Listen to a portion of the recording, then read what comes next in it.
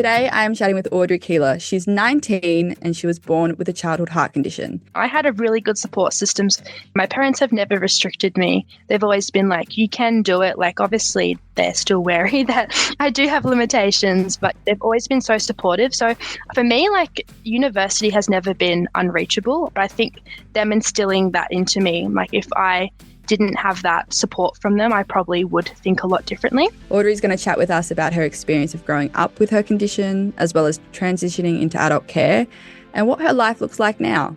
Welcome, Audrey. Before we begin, we would like to acknowledge the traditional owners of the land of which we record. We pay our respects to elders, past and present, who are part of the world's oldest continuing culture and the first storytellers. We acknowledge the importance of supporting health for all peoples, now and in the future. Aboriginal and Torres Strait Islander people are warned this podcast may contain the voices and names of people who've passed. Thank you for joining the podcast. I'm so excited to talk to you. As always, we always ask the guests whenever they come on where they are dialing in from. So where are you based? I am based in Wagga Wagga. I love Wagga Wagga. So many of my friends are from there. Oh my gosh. It's the best here. Are you born and bred Wagga? Are you studying in Wagga? Yeah, so I'm studying in Wagga. So I've jumped around a bit. I've grew up in Brisbane and Canberra, so it's a big change being in Wagga. I love that. I suppose also cold like Canberra though, right? Oh, it's so much nicer. Like a normal day here is a good day in Canberra. I love that. Canberra is very freezing. It's beautiful, but it's very cold. It's very, very cold. Very cold. Beautiful. So studying, tell me a little bit about what you're studying. So I'm studying medical radiation science, majoring in diagnostic radiography, so radiographer. Oh my gosh. And for those, I guess, who aren't very well versed in the medical world, what is radiology? What do you do? Once I finish, I'll be doing x-rays, MRIs, CTs, all that fun stuff. And then hopefully the end goal for me is to actually be a cardiac sonographer. So hopefully sonography afterwards. I love that. The amount of times that I've gone for scans and been like, I wish I could understand what's happening. You're going to have that knowledge. That's so cool. Oh, I'm so excited. That means when I have my own scans, I know what's going on. That's it. You'd be like, yep, this is what's happening here. I wonder if they could give you a discount as well. That'd be really nice. That would be really nice. I guess tell me a little bit about obviously studying this and having an awareness and doing your own scans. Tell me about yourself and kind of what made you go into this kind of area of study. Yeah, so I guess literally from my birth, I've grown up in hospitals. I've been surrounded by so many phenomenal healthcare workers. Like, I have been so blessed. I've never had a bad experience. And I guess that's just set an example for me. I have always loved science, medicine, that sort of thing. And then obviously growing up in that environment, it's just always what I wanted to do. I want to be the person that they were to me. Oh, I've had the best experiences. Yeah, you have a real appreciation for the work that people do when you grow up with it. They're kind of like your heroes, right? Oh, 100%. I'm in contact with nurses to this day. I have seen when I was younger. They send my mum messages. I've been so blessed. Oh, that's so good. So tell me a little bit about you and your heart condition. So I was born with Tetralogy of the Fallot. So I was diagnosed before birth. So I was very fortunate. My mum did go get her scans and it was caught early. And then from then onwards, I've grown up with it, lived with it. I actually had this doctor a cardiologist who diagnosed me. I saw him all the way up till I was 18. I was very fortunate. I've always having a heart condition isn't always, it's not the best news for anyone, but I think it really has been a gift in my life and it truly has shaped what I'm doing with my life.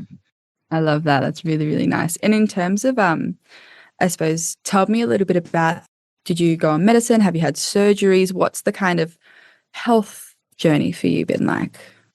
Yeah, so I had open heart surgery when I was 6 months old. So they got in nice and early, fixed it all up for me, which I'm very fortunate for. After that surgery, I recovered so quickly.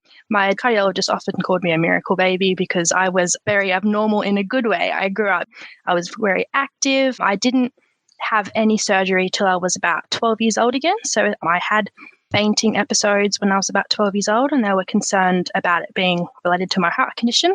So I had an implant surgically implanted. Turns out it was just me growing, luckily. It was just a severe case of growing issues. So then I had that removed. And since then, I haven't had any surgeries, but I do know I have to have one or two in the future. Yeah. Okay. How are you feeling about the ones that are coming in the future? Because that's always quite something to kind of process. Yeah, I guess since that loop recorder, I've always been told I would need surgery in the foreseeable future. So I've been prepared to an extent. And I got told I would need surgery between the ages of 14 and 18. I'm 19 now and I'm doing really well. And I have an amazing cardiologist now, and she's actually really good, is that she is quite literally planning my surgery that works in my life. So once I finish my degree, that's the plan, to have the surgery. So I'm very fortunate that my health is well enough that I can do it when it suits me. Yeah, that's so good. And it's nice to be able to it's such a weird thing to kind of do when you sit down with your doctor and well, this is my schedule. When can we fit it in? But it's so nice to have the ability to do that and fit it around your life. Oh, 100%. And obviously, like she said, I'd really like to do the surgery as soon as possible, but I understand you don't want it to impact on your goals, what you want to do. So I've been really fortunate. I want to ask you about, I think, obviously you're very intelligent, and I don't want to suggest, but I feel like many of us in the heart community, potentially a little bit of an overachiever. Have there been times in your life where I suppose you have pushed yourself and been quite hard on yourself and then realized, oh, wait a minute, I do need to kind of slow down and take it at my own pace? Have you had any experiences like that? 100%, 100%. I still have experiences like that to this day. Obviously, having a heart condition, I have to be hyper aware of my health. I have to be really aware of it. So it's been a skill of mine to develop, especially when I was younger. I was a competitive dancer. I loved playing sport. And the amount of times I tried to keep up with other kids and I would be so out of breath. That feeling when you run so hard, you taste blood in your mouth and your heart hurts. Oh, I did that to myself on so many occasions. That was really hard because I really just wanted to do things, but I needed to be mindful of my health, especially physically. I had to restrain myself a lot growing up. Yeah, totally. And it's hard to do that when you're a kid as well, because you love it so much and you want to keep up and you want to be part of it all, but to settle and take your time. It's a real skill that you learn. It definitely is. It definitely is. I learned it the hard way. Yeah, I've not come across anybody who's learned it the easy way, to be honest. I'm yet to meet someone. I wanted to ask you as well, because with, I suppose, being 12 and having fainting, I know that you had a loop recorder. And I wanted to ask, for those who don't know what that is, can you tell me a little bit about, I guess, what led you to getting that and then what it did and what it aided? Yeah, so essentially what led to it is, again, I was fainting quite frequently. I remember this one incident, my parents were talking to me in the kitchen. I passed out. I actually stopped breathing. Obviously, that's quite severe. I went to hospital. I ended up being okay, but that's when I had an emergency appointment with my cardiologist, and they were like, yeah, we need to put one in as soon as possible. So it was quite stressful being so young and being what is wrong with me? Because again, I blame myself. I'm have I pushed myself too hard? Have I done something? Yeah, but like I said, in the end, it was growing issues, but it was so tricky. I once had to walk out of my first year 7 French exam because I had to do a recording because whenever I felt lightheaded, whenever I felt nauseous, whenever I felt like I was going to pass out, I had a device that I placed against the recorder inside of me, and I just pressed it there, and then it would record about 10, 15 minutes, and then I got sent to the hospital. So it did take time out of my day, and it was a stressful time. Obviously, the longer I had it in, I think I realized it wasn't heart related. Obviously, they would have picked it up quite quickly, so it became a bit easier, but in the beginning it was so stressful. Yeah, I actually really want to ask you about something that you just said that I struggle with myself a lot of the time as well, and I know that a lot of people do, but it's that kind of having an incident or having something come up in your health or going for a scan and something coming up and the kind of immediate response that I've done something wrong or I've pushed myself or I've not thought about my health and kind of the blaming that you do.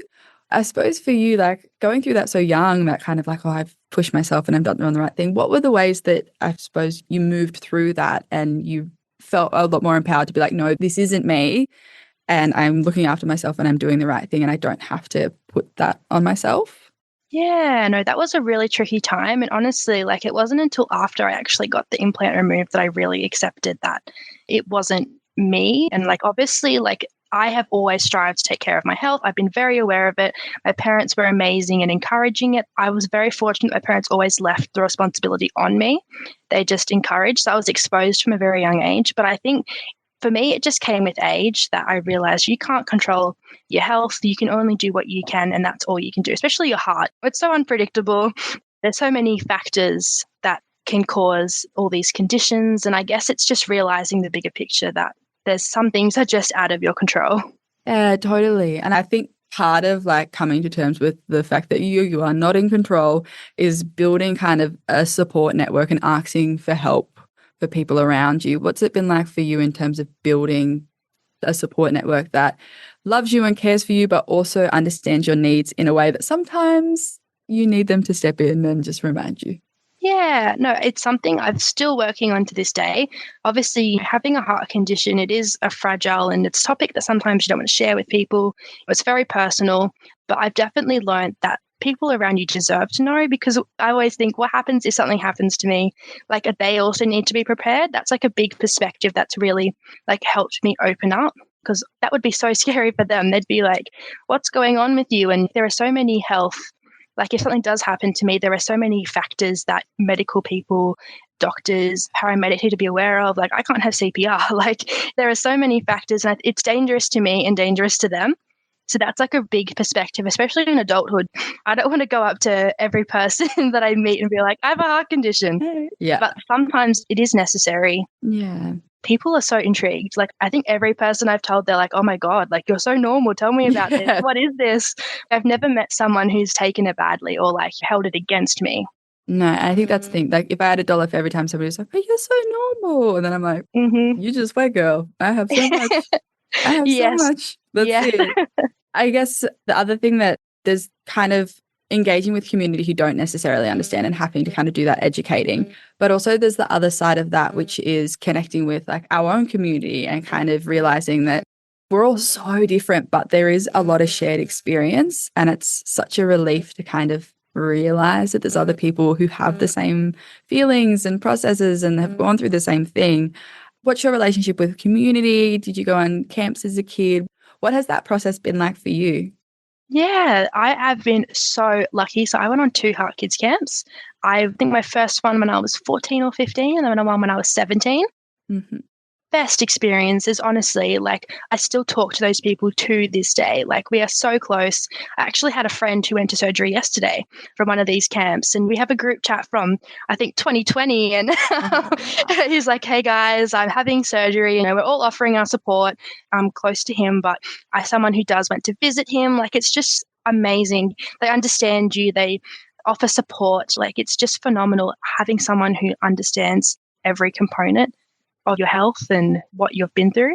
Yeah. When I try to describe what it's like, I'm like, it's like to other people, I'm kind of talking in a foreign language, and then I'm talking to people that I don't have to translate to. Like, I'm just talking and they get it. It's like, there's no language barrier, right? Yeah, 100%, 100%. Yeah, totally. It helps you in the progression of your life to have people around you who are the same age, and also knowing people who are older than you, younger than you, to see like the spectrum of life for our community is so nice as well. It's so beautiful. Oh, definitely, 100%. I guess, what is it like for you? You know, I didn't know that I would ever be able to kind of go to uni, let alone study full time and do what's like for you. Did you feel like uni was something that you could do? And how does it feel like now actually studying medical stuff, coming from like such a background as well? What's it like for you? Yeah, well, I guess, like, again, I had a really good support systems. My parents have never restricted me. They've always been like, you can do it. Like, obviously, they're still wary that I do have limitations, but they've always been so supportive. So for me, like, university has never been unreachable. I think them instilling that into me, like, if I didn't have that support from them, I probably would think a lot differently. But yeah, being at university, it's definitely quite a shock. Like, I didn't have a gap year or anything. I just went straight into it. So it's been full on, and I have been having to be mindful of my health, and like now I'm in charge of it. So like eating habits, exercise, all of that, I am in charge of it, and then balancing it. You work part-time, I study full-time. Like, it has been quite difficult. I'm still navigating it. Like, I am not a pro. I don't think anyone really is, but definitely it's been hard to navigate. But, I guess I have a passion. It's always been a goal of mine. This is my life's goal. It's what I've been looking forward to. So I have that drive, and I guess that keeps me going, and it keeps me aware of everything going on. Totally. I think it makes it easier when times get harder to be like actually like relying on the why, being like, there is a reason that I'm doing this and I feel very passionately about this, and everything else kind of falls away in those kind of moments. Oh, yes, definitely. You couldn't have explained it better. Are you living at home or are you living on campus? What's your living situation like? So I'm living on campus at the moment. It has been an experience, definitely tricky to navigate. Like I live with 20 people, and obviously I'm friends with some. I don't not like anyone, but there are some people that I don't talk to as often. So it's a bit tricky of who to tell. Like I live with them, but I'm lucky that we have like a resident leader. So obviously she's aware of everything, and all my close friends are aware. So I do feel really safe that if anything were to happen to me or I needed support, I would have someone to help me. Like a couple of months ago, I had chest pain. So I did go to the hospital because obviously when I have chest pain, I'm like, oh my God. And I had a friend drive me. I was in their hospital for a couple of days. They came and visited every day. So I've been very fortunate, like that I've surrounded myself. And I think being open and honest has really helped my situation in that they're like, yes, you're honest with me. I'm always here to support you. Like I've been so blessed. I love that because I still live with a girl that I roomed with at uni on campus. Oh, best friends forever. The amount of times that she has taken me to the emergency room, like I'll get food poisoning or I have chest pains, she will take me and she will call my mum, and mum's like, have you done this? And Emily's like, yep, I'm all over it. Don't worry about it, Maureen. So hold on to those ones, make those relationships and hold on to them because they'll help you down the track. That's like giving me hope. Girl, she's an absolute legend. I put her through so much, but she's the best. But I think that's the other thing, like nobody really tells you. I think moving on campus is so hard to begin with, but then exactly what you're saying, you have to figure out your diet. You have to make time to exercise. You have to also have a social life and then also balance full-time study and then part-time work. And it's a whole other kind of level. And then all your appointments and all the things you have to do.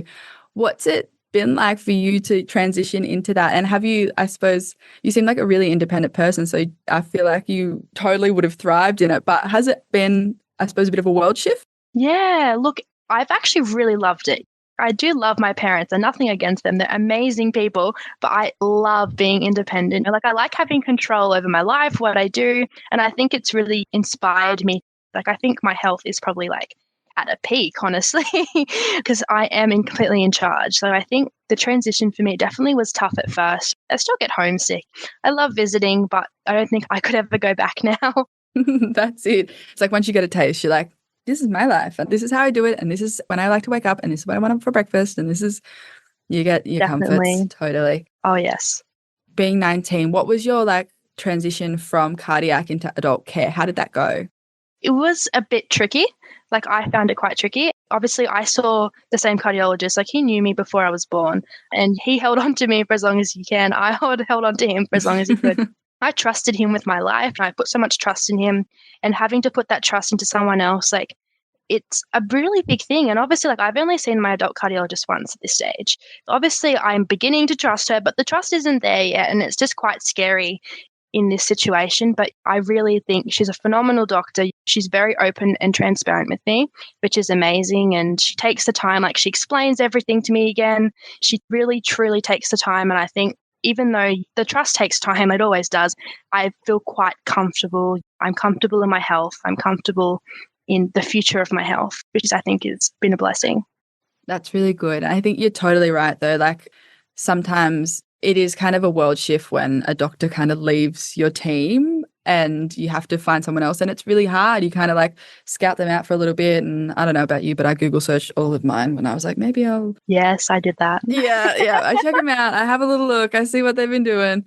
It does take a lot of time, but eventually you have faith in them. They do step up and they become part of the team, which is really nice. 100%. My cardiologist, definitely, she's gone above and beyond.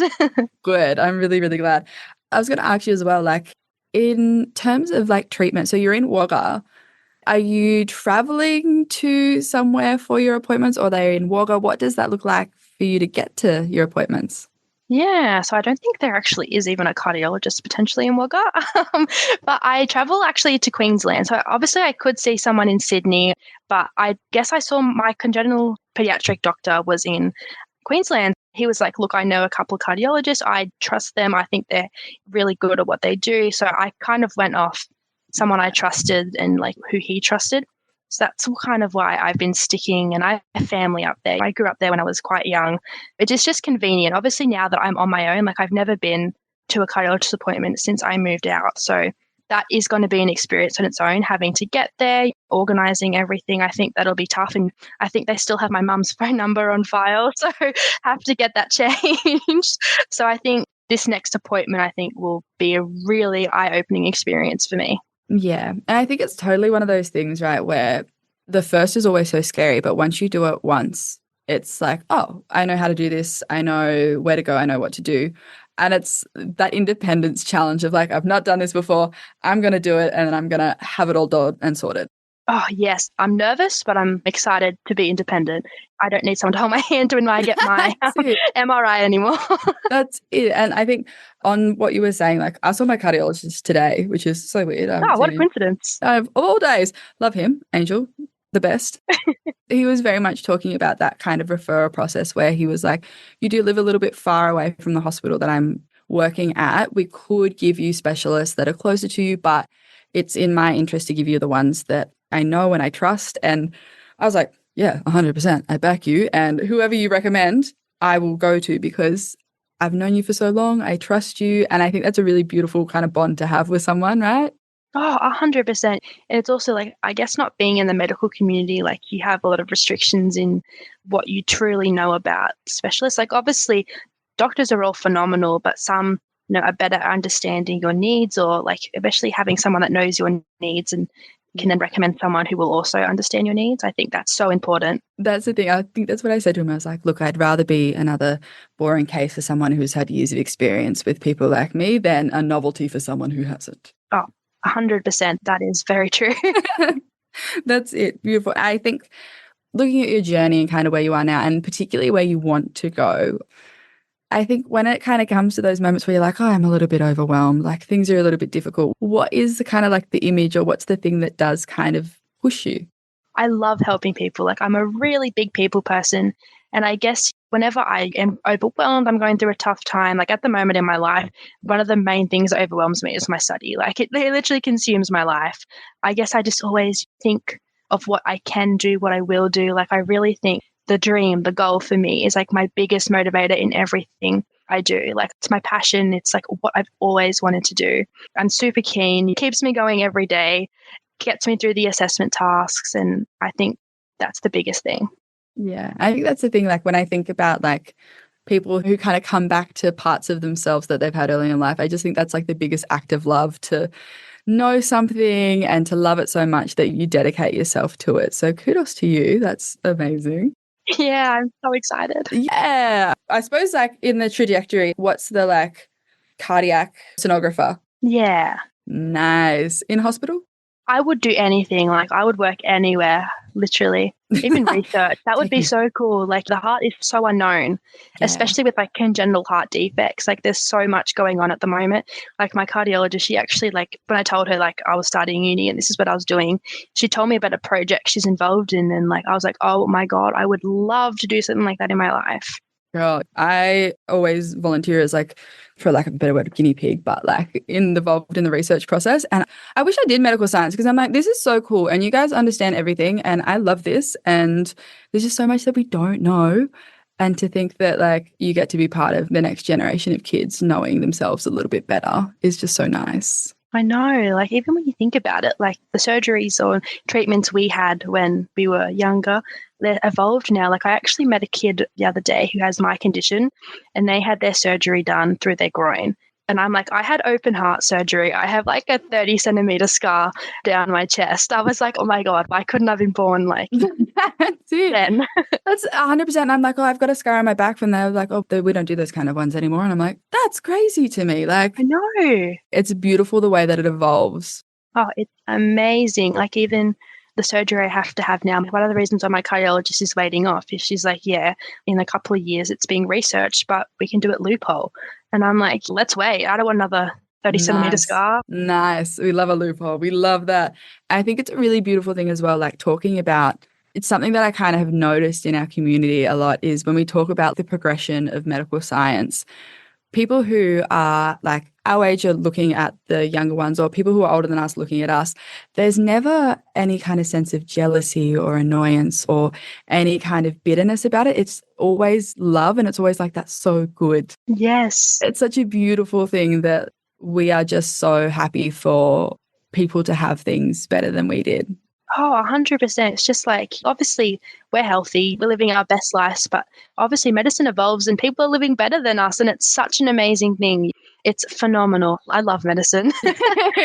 Well, oh, congratulations. Like, that's like, good job. That's amazing. And hopefully next time I go in for a checkup, it'll be you. We'll see. Maybe you might see me one day. We'll see. I'm going to be like, oh my God, I know her. I'm going to make you explain to me everything that's happening on the screen too. I look forward to being able to explain it all to you. Beautiful. Oh, look, I guess my last question is, looking back on your younger self and thinking about kind of the mentalities and all the things that you had to learn when you were young to kind of get where you are, what's the one piece of advice that you would give a younger you? I guess the biggest thing is don't hold yourself back mentally. I struggled. I would go, oh, I can't do this. I have a heart condition. Oh, I can't do this. I make my condition worse. I think the biggest thing is I feel like your mentality is the biggest barrier. You overthink things, and I think really just live in the moment. I'm still working on this. Just really embrace everything. Live in the moment. You still have to keep your health in the back of your mind always, but don't let it hold you back because you miss out on so many opportunities. I know I've missed out on so many opportunities because I'm stuck in this mentality. But definitely just live your life to the fullest and truly try to not even blame, just put the blame on your heart condition for not putting yourself. Yeah. There's always other times to be overcautious, but there's only ever like the moment that you have right now, right? Oh, 100%. This podcast deals with some heavy things. If this brings up anything for you or somebody that you love, it's important to reach out for help. The HeartKids helpline provides support, advice, and guidance for people impacted by childhood heart disease. You can call the helpline on 1800 432 785. To access more information about childhood heart disease, as well as support from HeartKids, visit the website heartkids.org.au. The information on this podcast is not a substitute for medical advice from your doctor or healthcare team. Always talk to your doctor about matters that affect your health or your family's health.